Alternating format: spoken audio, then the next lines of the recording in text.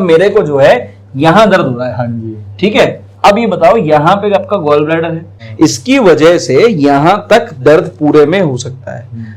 पर अगर सिर्फ यहाँ का दर्द है और यहाँ का दर्द ऊपर नीचे आगे पीछे रेडिएट हो रहा है, गॉल ब्लैडर को निकाल देते हैं तो उसके बाद कौन कौन से हेल्थ इश्यूज हो सकते हैं? कि अगर आप अल्ट्रासाउंड कराने जाएं और आपको पता चल जाए पित्ताशय में पथरी है और कोई भी डॉक्टर आपसे ये कहे कि कुछ मत करो, इसमें ऑपरेशन होना निश्चित है, जाके फौरन करा लो, तो मैं कहूंगा कभी ऐसा मत करो। और मोस्ट इंपॉर्टेंट, अगर पित्ताशय की पथरी का इलाज घर पे करना चाहते हैं तो डीप फ्राइड कढ़ाई में तली हुई कोई भी चीज मत खाइए। आपके श्रोताओं को 2 दवाई ऐसी बताना चाहता हूं जो हर कोई इस्तेमाल कर सकता है। मैंने ऐसे पेशेंट्स की भी हेल्प करी है जिनको 28 mm का सिंगल स्टोन था और पेशेंट की पथरी गली है। नमस्कार दोस्तों, मैं हूं हिमांशु भट्ट। जब भी किसी इंसान को गॉल ब्लैडर की पथरी होती है तो बहुत चांसेस ऐसे होते हैं कि गॉल ब्लैडर को ही निकाल दिया जाता है।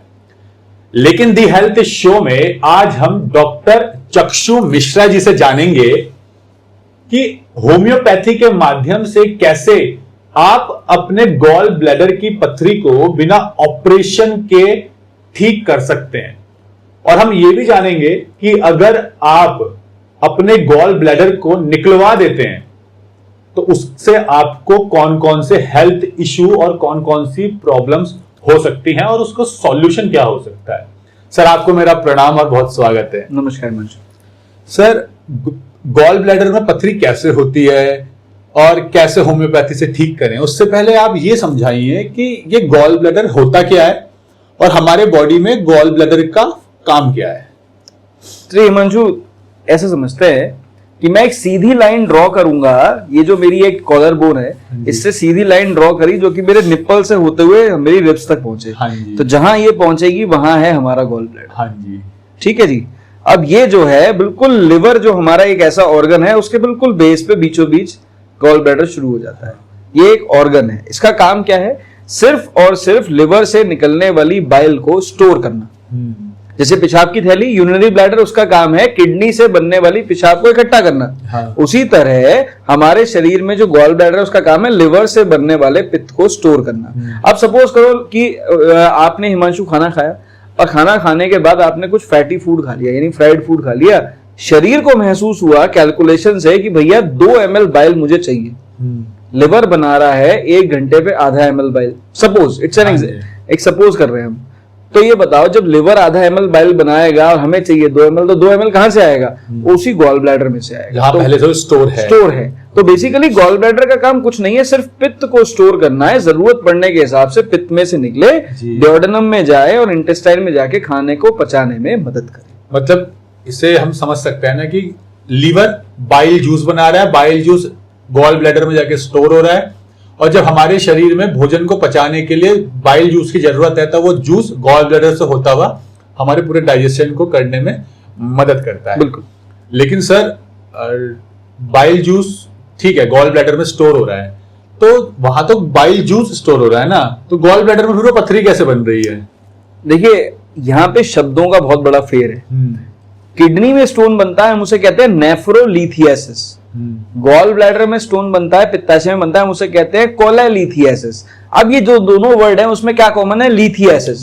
लिथियासिस का मतलब हो गया सेडिमेंटेशन, यानी चीजें सेडिमेंट हो रही हैं, इकट्ठी हो रही हैं। तो आपने जो भी कुछ खाया, सपोज आपने फ्राइड फूड खाया, पूड़ी कचौड़ी खाई, आपने कोई दवाई खाई, आपके सेल्स डिस्ट्रॉय हो रहे थे, आपने नॉन वेज खाया, तो वही सब चीजें जाके एट द एंड लिवर में डाइजेस्ट होती है। तो कोई ना कोई तो एंड प्रोडक्ट ऐसा बनेगा ना जो गंदा होगा।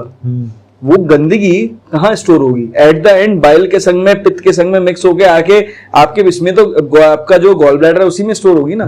किडनी में से गंदगी आती है तो बहुत कम ऐसे मरीज हैं जो जानते हैं कि आपके यूरिनरी ब्लैडर में भी पथरी बनती है, पेशाब की थैली में भी पथरी बनती है। सिमिलरली गॉल ब्लैडर में भी पथरी बनती है। तो वही सब गंदगी है, उस गंदगी को जब इकट्ठी हो जाती है उसे हम कहते हैं कीचड़ यानी स्लज, और उस स्लज जब ज्यादा समय तक पड़ी रहती है तो बन जाती है गॉल ब्लैडर स्टोन। अच्छा, वो स्लज जो आप कह रहे थे कीचड़, हम कीचड़ सामान्य बोलचाल में बोल रहे हैं। हाँ। जब वो हार्ड होने लगती है, जो कीचड़ का मतलब है गंदगी जो लिवर से आ रही है और वो गंदगी इकट्ठी हो जा रही है। तो वही इकट्ठी होने वाली गंदगी एक साथ मिक्स होके पथरी बना दे, पथरी बना रही है।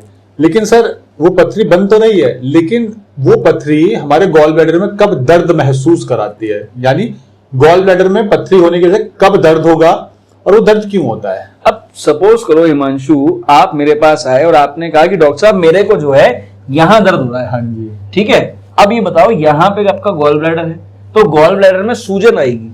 जब सूजन आएगी तो आपके गॉल ब्लैडर में तकलीफ महसूस होगी। हाँ। तो आप कहोगे जी दर्द हो रहा है। अब पेशेंट हमारे पास आता है, कहता है जी दर्द हो रहा है यहाँ पे। अब तो जी यहाँ पे जो दर्द हो रहा है वो गैस का दर्द है। अच्छा, यहाँ पे जो गैस का है। ये ध्यान से समझिएगा आप लोग जो वीडियो देख रहे हैं, अगर ये एरिया यानी चेस्ट बोन के नीचे दर्द है तो ये गैस का दर्द है। ये पेट आपका फूल जाएगा, दबाएंगे तो दबेगा नहीं, अंदर को नहीं जाएगा, ये गैस का दर्द है। इसकी वजह से यहां तक दर्द पूरे में हो सकता है। पर अगर सिर्फ यहां का दर्द है और यहां का दर्द ऊपर नीचे आगे पीछे रेडिएट हो रहा है, और खासकर मरीज कहते हैं ना मेरे शोल्डर तक जा रहा है, राइट शोल्डर जा रहा है, लेफ्ट शोल्डर जा रहा है, वो सब गैस के दर्द होते हैं। सिर्फ एक पर्टिकुलर पॉइंट से रेडिएट होने वाला दर्द ही गॉल ब्लैडर का दर्द होता है। कब होगा? जब आपके पित्ताशय में सूजन आ गई, आपके पित्ताशय के नेक पे कोई पथरी फंसी, पथरी फंसने की वजह से पित्ताशय का मूवमेंट डिस्टर्ब हो गया, फ्लेक्सिबिलिटी डिस्टर्ब हो गई, उसकी वजह से दर्द हो सकता है। कोई कॉम्प्लिकेशन हो जाए, जैसे कि वो पित्ताशय की पथरी निकल के कॉमन बाइल डक्ट में आ गई, उसकी वजह से हो सकता है। मतलब गॉल ब्लैडर में जब कोई दिक्कत आएगी वो पथरी की वजह से आएगी, सिर्फ तब और तभी आपको गॉल ब्लैडर का दर्द होगा। नहीं तो, और कमाल की बात मैं आपको हिमांशु बताऊं, पिछले 2-2.5 साल से ही मैं गॉल ब्लैडर स्टोन के पेशेंट्स देखता हूं। ऑलमोस्ट दिन के 5 से 10 पेशेंट डेली देखता हूं।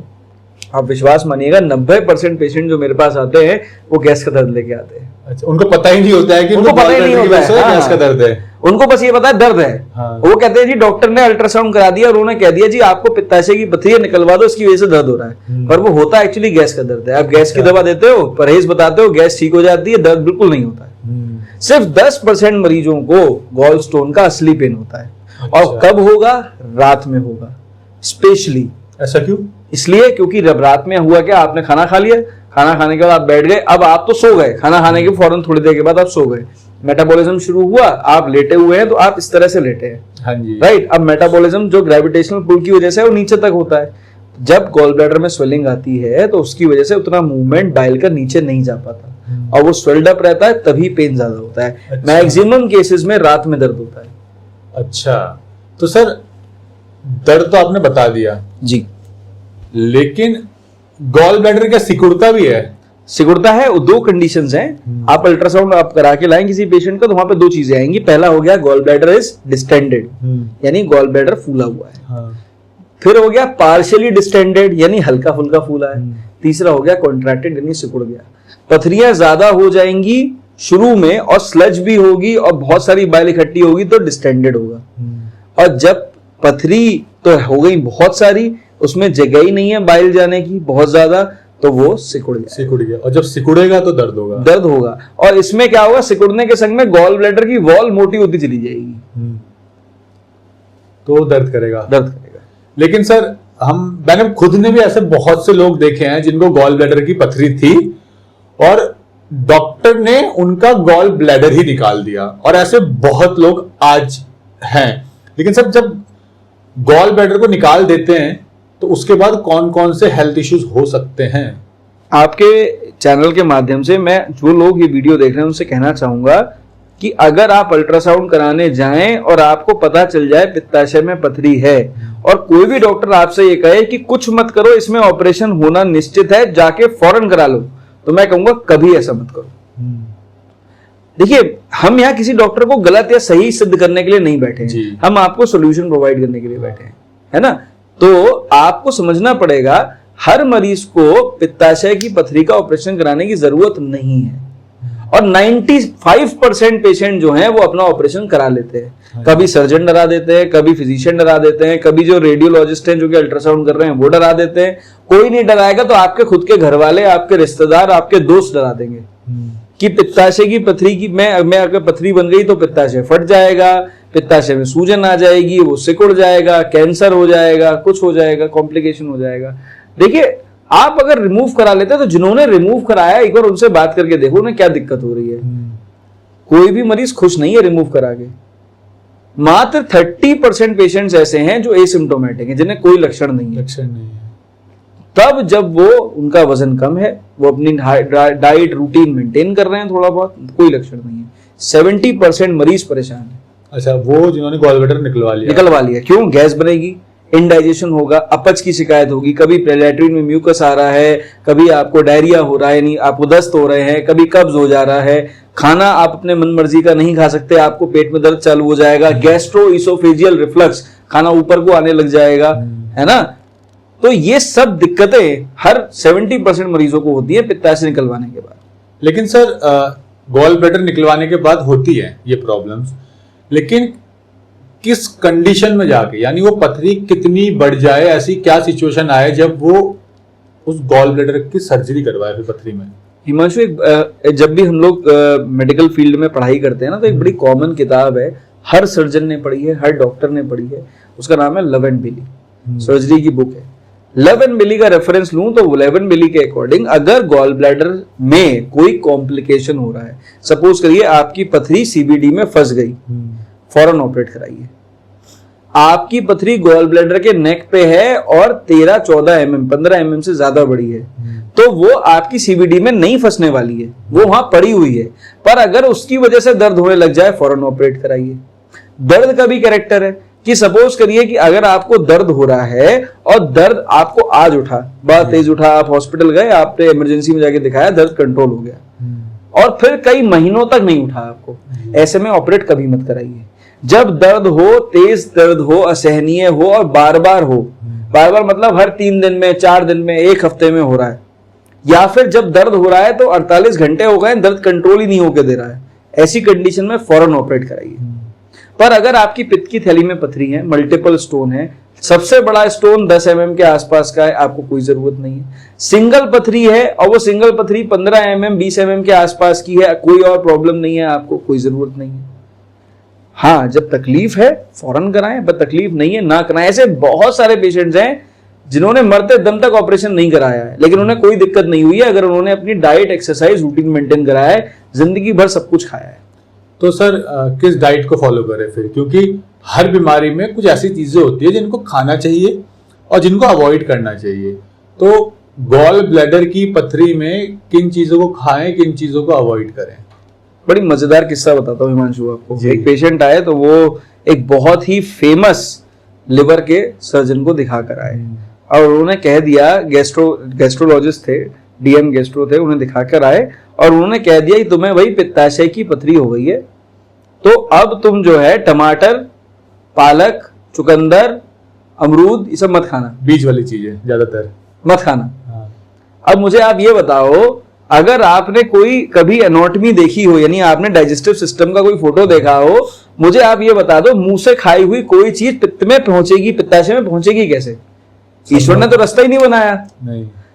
तो जब ईश्वर ने रास्ता नहीं बनाया तो बीज वाली चीज वहां कैसे किडनी में पहुंच सकती है? नो डाउट, वहां पे तो हमें नहीं खानी है किडनी स्टोन में, पर पित्ताशय की पथरी में क्यों नहीं खानी है? कोई फर्क ही नहीं है उससे। आपको पित्ताशय की पथरी गलानी है तो प्लीज तेल पर याद ध्यान दें अपना, जो आप तेल कुकिंग के लिए यूज कर रहे हैं। आप विश्वास मानिएगा, हम लोग डेली जो भी खाना खा रहे हैं उसमें से 50% पाइन ऑयल खा रहे हैं। नमकीन भुजिया खा रहे हैं, चाहे बाहर का समोसा खा रहे हैं, चाहे हम बाहर की नान खा रहे हैं या बाहर का बटर खा रहे हैं, सब में पाइन ऑयल मिक्स है। सबसे ज्यादा नुकसानदायक है आपके गॉल ब्लैडर के लिए। तो अगर आप गॉल ब्लैडर स्टोन का ट्रीटमेंट करना चाहते हैं, लिवर का ध्यान दें। नॉन वेज खाएं तो सिर्फ रोस्टेड खाएं, एग खाएं तो सिर्फ बॉइल्ड खाएं, फिश खाएं तो सिर्फ भुनी हुई रोस्टेड खाएं, और अगर सादा खाना खाना पसंद करते हैं तो केवल सरसों के तेल जो अपने सामने का पिरवाया हुआ हो, नारियल तेल अपने सामने का पिरवाया हुआ हो, आप इवन की जो ग्राउंडनट यानी मूंगफली का तेल है वो भी अपने सामने का निकलवाया हुआ हो, तो आप उसमें 2 से 3 चम्मच तेल में खाना बना सकते हैं, आपको कोई दिक्कत नहीं आएगी।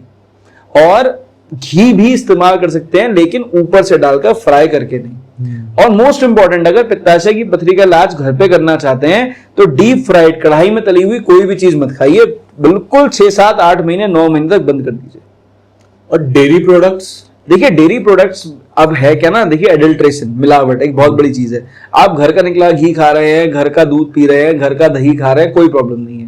पैकेट वाला ले रहे हैं, डेयरी वाला ले रहे हैं, आपको क्या पता क्या आ रहा है। तो एडल्ट्रेशन की वजह से नुकसान होता है जी। लेकिन सर आजकल तो गेहूं चावल भी मना किए जाते हैं, क्या वो खा सकते हैं? देखिए पेट, मैंने आपको जैसे बताया कि जब पित्ताशय की पथरी के मरीज आते हैं तो वो मैक्सिमम तो गैस से परेशान होते हैं। तो भाई आप 2 दिन ट्रायल बेस पे, मेरे कहने पे आप लोग एक काम करिएगा, 2 दिन रोटी खाइएगा रात में और 2 दिन सिर्फ चावल खाइएगा, आपको फर्क महसूस हो जाएगा। चावल खाने से पेट हल्का रहता है, गेहूं की रोटी खाने से पेट भारी हो जाता है। और जब जिस चीज से पेट भारी हो रहा है वो पेट फुलाएगा ही, आपका नुकसान करेगा। तो चलिए सर, अब आते हैं मेन बात पे, होम्योपैथी दवाइयां।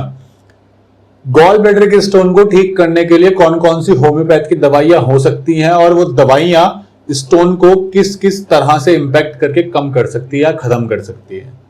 हिमांशु, पिछले 2.5 साल में लगभग 800 से ऊपर पेशेंट मैं गॉल ब्लैडर के देख चुका हूं। कोशिश करी लोगों की मदद करने की तो 40% मरीजों की पथरी गला चुके हैं। अच्छा। नेचुरली। तो वो बात बताएंगे जो कि मेरे एक्सपीरियंस के हिसाब से, और एक्सपीरियंस मेरा ये कहता है कि अगर आप होम्योपैथिक दवा खाते हैं तो दवा होम्योपैथी हो, आयुर्वेद हो या एलोपैथी हो, कोई दवा पित्ताशय में नहीं पहुंचेगी। हमें इनडायरेक्टली आपके लिवर का इलाज करना है। तो जो हम रिपोर्ट्स कराते हैं ना, liver function test, SGOT, SGPT, total bilirubin, alkaline phosphatase, GGT, हमें ये सारी चीजों के पैरामीटर का ध्यान रखना है। जो भी बढ़ी हुई है उसके हिसाब से दवा देनी है। 2 तरफा इलाज करना है। सबसे पहले हिपैटो हीलर, यानी लिवर को हील करने वाला, उसके साथ में हिपैटो जो हमारा फंक्शंस हैं, लिवर के फंक्शंस हैं, उसे मेंटेन करने वाला, और तीसरा पथरी गिलाने वाला। 3 तरफा जो दवाइयां हैं वो देनी है, जिसमें 2 तरफा काम सिर्फ लिवर पे है, 1 तरफा काम पथरी पे है। ऐसी दवाइयां देनी है। Diet, exercise, routine patient maintain करे तो होम्योपैथी से पथरी गल सकती है। हर किसी की नहीं गलेगी। जो डिसिप्लिन लाइफस्टाइल मेंटेन करेगा 6 से 9 महीने तक सिर्फ उसी की गलेगी, नहीं तो नहीं गलेगी। और जो दवाई काम आती है, मैं आपके श्रोताओं को 2 दवाई ऐसी बताना चाहता हूं जो हर कोई इस्तेमाल कर सकता है जी। पहली दवा का नाम है कालमेघ। ये आयुर्वेद में भी मिलेगी, होम्योपैथी में भी मिलेगी। आप 10 का मदर टिंचर लें, यानी क्यू फॉर्म में लें। 10 बूंद दवा दिन में 3 बार, खाना खाने से आधे घंटे के बाद आधा कप पानी में डाल के लें। काफी कड़वी होती है, और इसे आप रेगुलरली 45 डेज तक लीजिए। आपको सब चीजों में, सारे पैरामीटर्स में फर्क दिखाई देगा। और उसके बाद क्या डोज लेनी है वो आपके डॉक्टर डिसाइड करें तो बेहतर। सर दूसरी दवा, दूसरी दवा पे चर्चा करेंगे। दूसरी दवा है मायरिका सेरीफेरा। मायरिका सेरीफेरा जो है वो जॉन्डिस की लाजवाब दवा है। और गॉल ब्लैडर स्टोन अगर किसी पेशेंट का फंस जाए तो जॉन्डिस जरूर हो जाएगा। तो ऐसे में लिवर के लिए हिपैटो प्रोटेक्टर, यानी लिवर की जो रक्षा करने वाली दवा है वो मायरिका है। आप मायरिका सेरीफेरा क्यू में लें। 10 बूंद दवा दिन में 3 बार, सेम उसी तरह से खाना खाने के आधे घंटे बाद लें। 45 दिन तक लें, आधा कप पानी में डाल के लें। 45 डेज तक लें। उसके बाद रिजल्ट्स देखें, आगे की डोज अपने डॉक्टर से सेट करवाएं। लेकिन सर कौन सी होम्योपैथी दवा, मतलब जर्मन, मतलब बहुत लोग कहते हैं जर्मन दवा लीजिए, जर्मन आपको बहुत फायदा देगी, अच्छा रिजल्ट है। लेकिन भारत में भी बहुत बड़ी बड़ी कंपनीज हैं, कई सालों से होम्योपैथी मेडिसिन बना रही हैं। तो होम्योपैथी की कौन सी दवाई, जर्मन या भारतीय? देखिए मिथ है, जब कालमेघ नाम की दवा है ही आयुर्वेदिक, है ही इंडियन मेड, तो हम बाहर की कंपनी की दवा क्यों लेंगे? हम इंडियन कंपनी की दवा लेंगे। बहुत सारी कंपनियां, SBL ले लीजिए, बीजेम ले लीजिए, वीजल ले लीजिए, ठीक है, भार्गव ले लीजिए, श्वाबे भी इंडियन ही है, मैन्युफैक्चरिंग इंडियन है, ब्रांड लेकिन जर्मन है। अब आप जर्मन ही लेना चाहते हैं तो ढूंढ लीजिए कि मायरिका और कालमेघ क्या वहां मिलेगी। लेकिन मेरा ये कहना है कि made in India products use करिए ना, बहुत अच्छे प्रोडक्ट्स है। जब दवाई हिंदुस्तान में मिल रही है तो हिंदुस्तानी कंपनियां ज्यादा बेहतर दवा बनाएंगी ना। ये बात तो है सर। अब सर आता है लास्ट क्वेश्चन, जो लोग जानना चाहते हैं कि होम्योपैथी के माध्यम से गॉल ब्लैडर के स्टोन को कितने समय में ठीक किया जा सकता है?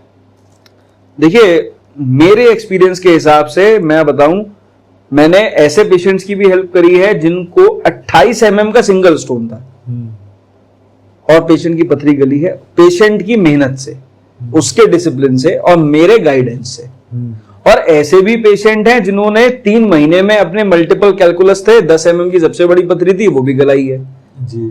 तो ऐसा स्पेसिफिक टाइम पीरियड कुछ नहीं है, लेकिन हाँ एवरेज मान के चलें तो मैं अपने जितने 800 प्लस पेशेंट देख चुका हूं, किसी भी मरीज की पथरी 7 महीने से पहले नहीं गली है। तो 6 महीने से 9 महीने का एक पीरियड मान के चलिए कि अगर आप सब चीजों का ध्यान रखते हैं और कंसिस्टेंट हैं, डिसिप्लिन्ड हैं, सबसे इंपॉर्टेंट है कंसिस्टेंसी। जो करें कंसिस्टेंट, थोड़ा करें पर कंसिस्टेंट करें, आपको रिजल्ट्स मिलेंगे। मतलब यहाँ ये है कि आप लगातार दवाइयां तो खा रहे हैं, लेकिन अगर आपने अपनी लाइफ स्टाइल, अपना भोजन नहीं बदला तो पॉसिबल ही नहीं है कि आपको रिजल्ट बिल्कुल मिलेगा। possible नहीं। तो सब कुछ लाइफ स्टाइल, भोजन के साथ साथ मेडिसिन और Exactly। डॉक्टर की प्रॉपर गाइडेंस, जो डॉक्टर Guidance। कहता है वो करें, बिल्कुल। तो ये आपके होम्योपैथी के माध्यम से पथरी निकल सकती है। मैं देखिए यही कहना चाहता हूँ आपके श्रोताओं से कि भाई देखिए छोटे बच्चे आते हैं हमारे पास 15 साल से छोटे, सपोज उनको पथरी हो गई तो क्या आप उनका ले जाके पित्त निकलवा देंगे 15 साल से पहले? जिंदगी पड़ी है उनके सामने। अरे एक बार होम्योपैथी ट्राई तो करिए, आप कोशिश तो करिए, आप एफर्ट तो दिखाइए। अगर एफर्ट दिखाएंगे तभी रिजल्ट मिलेंगे। आप बिना एफर्ट दिखाए कह दो ऑपरेशन करा लो तो फिर जिंदगी भर आपको एक ऑर्गन के बिना जीना पड़ेगा। और डिपेंड करता है जिस डॉक्टर के पास आप जा रहे हैं वो डॉक्टर उन मेडिसिन की कितनी नॉलेज रखता है। एग्जैक्टली, बहुत जरूरी है कि आपका एक्सपीरियंस क्या है।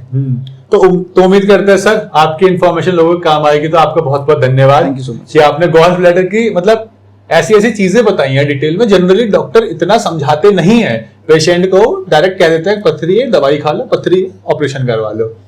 तो उम्मीद करते हैं आपने इस वीडियो के माध्यम से गॉल ब्लैडर के स्टोन के बारे में वो जाना होगा जो आमतौर पर आपको सुनने को नहीं मिलता है।